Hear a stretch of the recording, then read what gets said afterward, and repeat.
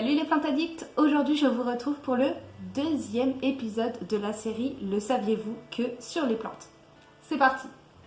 Saviez-vous qu'il existait une orchidée qui imite la guêpe femelle pour attirer le mâle pour qu'il puisse l'aider à sa reproduction? C'est l'orchidée marteau.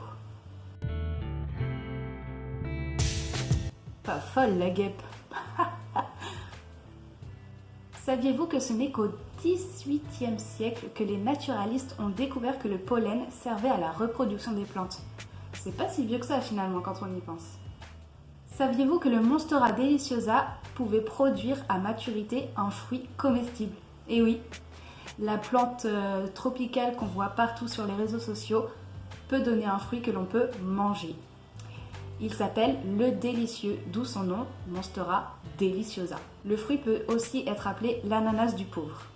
Saviez-vous qu'au début, quand on a découvert les tomates, on ne savait pas du tout comment reproduire les plants de tomates? C'était un vrai mystère.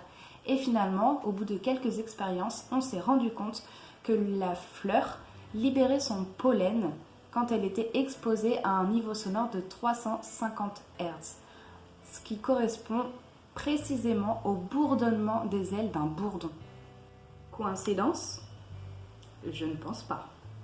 Saviez-vous qu'il existait une fleur qui pouvait dépasser 1 mètre de diamètre et peser plus de 10 kg? C'est le Rafflesia arnoldi.